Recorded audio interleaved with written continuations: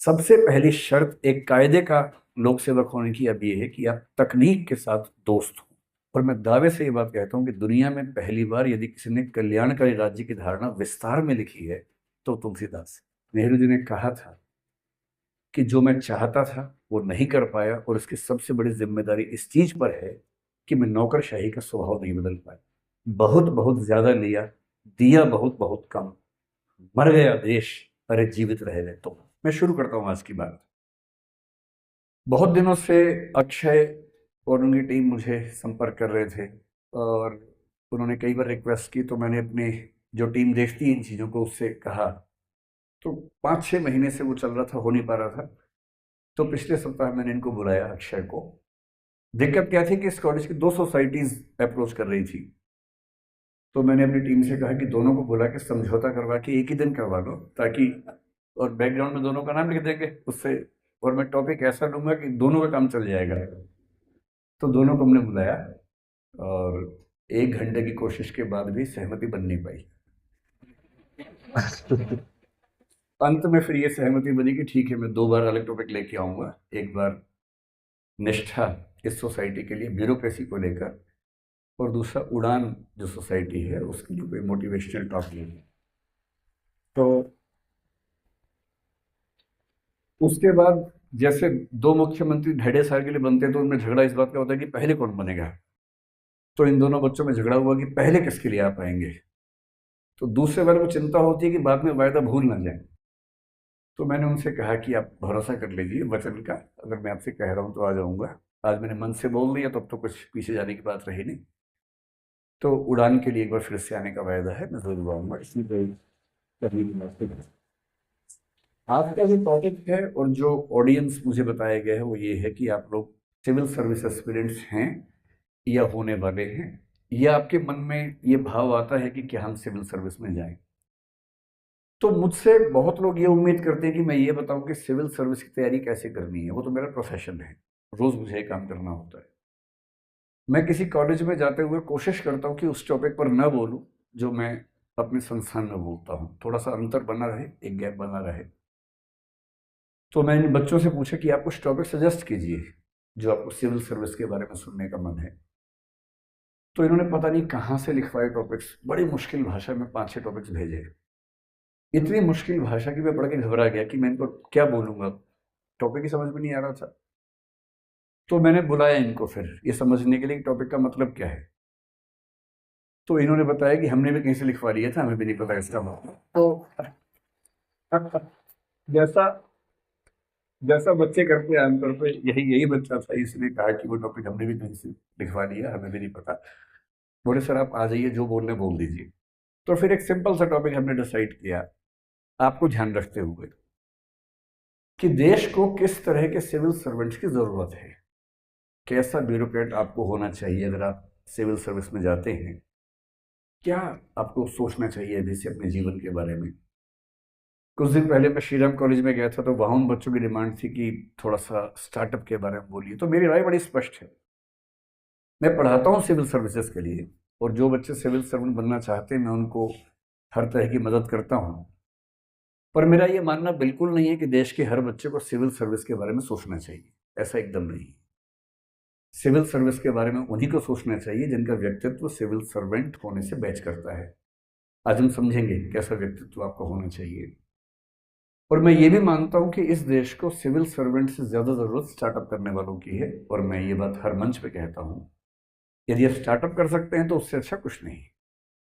आप सिविल सेवाओं में रह के भी स्टार्टअप कर सकते हैं, लेकिन वो स्टार्टअप फाइनेंशियल नहीं होगा, सोशल स्टार्टअप होगा। आप एक जिले के कलेक्टर होकर कुछ नई स्कीम स्टार्ट कर सकते हैं और उस जिले को नई रोशनी दिखा सकते हैं, ये स्टार्टअप कर सकते हैं। मणिपुर का एक आईएएस है जिसका नाम आर्मस्ट्रॉन्ग पेम या पामे बोलते हैं, PAME है। उसका मन था कि वो एक सड़क बनाए। सड़क बनाने के लिए फंड उसके पास नहीं था, सरकार के पास पैसा नहीं था। उसने बहुत कोशिश की, अंत में क्या किया, उसने जनता से, NGO से, वहां के ट्रस्ट से, वहां के समाज से निवेदन किया कि अगर ये एक सड़क बन जाएगी करीब 100 किलोमीटर की, तो इससे बहुत सारे लोगों की जिंदगी बेहद आसान हो जाएगी।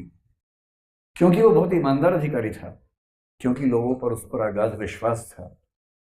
लोगों ने आगे बढ़कर उसकी मदद की और 100 किलोमीटर की सड़क बिना सरकार की सहायता के एक आईएएस अधिकारी ने बनवा दी। तो हम हम क्यों माने कि स्टार्टअप केवल बिजनेस की दुनिया में ही होता है? आप कोई नया उद्यम, नया प्रयास सिविल सेवक होके भी कर सकते हैं, कलेक्टर होके भी कर सकते हैं। एक डॉक्टर हैं, डॉक्टर समित शर्मा, राजस्थान काडर के आईएएस ऑफिसर हैं। वो डॉक्टर थे। उनको लगता था कि देश का आम आदमी बहुत महंगी दवाइयाँ नहीं संभाल सकता, नहीं खरीद सकता, और बहुत सारे लोग सिर्फ इसलिए मर जाते हैं कि महंगी दवाइयाँ नहीं खरीद सकते। देश के हर व्यक्ति को सस्ती दवाई क्यों ना मिले? और जब उन्होंने इस मुहिम को अपने हाथ में लिया तो जेनरिक मेडिसिन के नाम से एक पूरी मुहिम चलाई, जिस मुहिम को बाद में सत्यमेव जयते आमिर खान के प्रोग्राम में दिखाया गया। और वो काफ़ी सफल रहे कि जो दवाई 1 रुपए की मिल सकती है, वो दवाई किसी ब्रांड का नाम आने से क्यों 15 रुपए की या 100 रुपए की मिले। और उन्होंने आईएएस की नौकरी में होते हुए एक स्टार्टअप किया। ऐसा स्टार्टअप तो हम भी कर सकते हैं, कोई भी कर सकता है। इसलिए आप आईएएस अगर बनना चाह रहे हैं, सिविल सर्वेंट बनना चाह रहे हैं या आईपीएस बनना चाह रहे हैं, जो भी, सबसे पहले स्पष्ट होना चाहिए कि दरअसल आप क्यों ऐसा चाहते हैं और क्या देश को सच में इसकी जरूरत है। आपके चाहने में और देश के चाहने में एक समानांतरता का भाव है, समन्वय का भाव है या विरोध का भाव है? ब्यूरोक्रेसी क्या होती है, अगर यहां से बात शुरू करें? बहुत आश्चर्य की बात है कि ब्यूरोक्रेसी का संबंध केवल सिविल सेवाओं से नहीं होता है। ब्यूरोक्रेसी हर जगह होती है। जो भी सिस्टम अपने आप में थोड़ा सा बड़ा होने लगता है उसको ब्यूरोक्रेसी चाहिए होती है। जैसे हमारा कॉलेज है, एक बड़ा सिस्टम है। इस कॉलेज में मेरा ख्याल है कम से कम 200 के आसपास टीचर्स काम करते होंगे, शायद इतने ही नॉन टीचिंग स्टाफ भी काम करते होंगे। अब एक बड़ा सिस्टम बन गया। इस बड़े सिस्टम को चलाने के लिए आपको कुछ ना कुछ तय करना पड़ेगा कि कौन क्या काम करेगा, किसके पास क्या अधिकार होंगे, कौन से नियम हैं, कौन से रेगुलेशन है, किन के तहत काम होगा। जो लोग यहाँ काम करेंगे सिर्फ यहाँ काम करेंगे, कहीं और काम नहीं करेंगे, फुल टाइम जॉब करेंगे। उनका प्रमोशन कैसे होगा, कितने कितने साल में होगा, उनके कार्य का मूल्यांकन कैसे होगा। किसी भी सिस्टम को चलाने के लिए जैसे ही आप ये सब सिस्टम्स खड़े करते हैं, इसी को ब्यूरोक्रेसी या नौकरशाही, या एक आप कह सकते हैं कि सिविल सर्विस सिस्टम सरकारी नौकरी के मामले में, नहीं तो ब्यूरोक्रेसी का सिस्टम कह सकते हैं कि होता है। कॉलेज ही क्यों, आपकी सोसाइटी निष्ठा। मैं यहाँ पर आया तो मैंने आते ही देखा कि बहुत सारे बच्चे सामने बैठे हैं और 7-8 बच्चे सफ़ेद कमीज और काली पैंट पहन के यहाँ खड़े हुए हैं। ये अलग से यूनिफॉर्म क्यों चाहिए होती है? इसलिए कि दूर से देख के पता लगे कि एक अधिकारी है। इस कार्यक्रम को अंजाम तक ले जाने के लिए जो लोग जिम्मेदार हैं, जिनके पास अधिकार भी हैं, शक्तियाँ भी हैं, उनकी एक स्पेसिफिक यूनिफॉर्म है, ताकि जब वो किसी बच्चे से कुछ कहें तो उस अधिकार का सम्मान करते हुए उस बात को मान लिया जाए। कोई और व्यक्ति कहेगा तो शायद उस बात को नहीं माना जाएगा। हमारे सामने पुलिस के 2 अधिकारी बैठे हैं वर्दी में। क्यों वर्दी चाहिए? ताकि उनके अधिकार को देखा जा सके। जब वो अपनी बात कहें तो समाज उस बात का महत्व समझे कि ये बात एक अथॉरिटी से आ रही है, कोई ऐसे ही नहीं कह रहा है। ब्यूरोक्रेसी हर चीज में चाहिए, खेल तक में चाहिए, खेल संघों में चाहिए, फिल्म में चाहिए, स्पोर्ट्स में चाहिए, हर चीज में चाहिए, और सरकार को भी चाहिए। अगर हम थोड़ा सा इतिहास देखें ब्यूरोक्रेसी का, तो पहले के सिस्टम्स क्या थे? मोनार्की थी, राजतंत्र था, कहीं कहीं धर्मतंत्र था।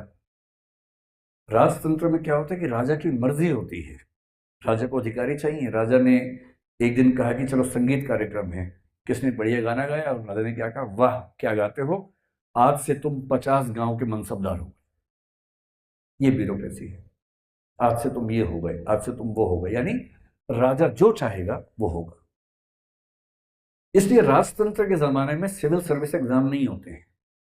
वहां ब्यूरोक्रेसी का फैसला राजा की मर्जी से होता है। उसका किस पे दिल आ गया, किस पे दिमाग आ गया, वो व्यक्ति जिलाधीश हो जाएगा। धर्मतंत्र में, थियोक्रेसी में, वही व्यक्ति कलेक्टर बनेगा या जज बनेगा जो धार्मिक ग्रंथों का ज्ञाता है, अध्येता है। लेकिन जब हम एक आधुनिक राज्य में आते हैं, जैसे भारत एक आधुनिक राज्य है, जैसे 1947 में हम आजाद हुए, 1950 में हमारा संविधान लागू हुआ, हमने घोषित रूप से कहा कि हम एक लोकतांत्रिक देश हैं। तो लोकतंत्र में भी हम रिपब्लिक हैं, जो इंग्लैंड आज तक नहीं हो पाया है, क्योंकि हमारा राष्ट्र का प्रमुख भी इलेक्टेड होता है, न कि जन्म से बनता है।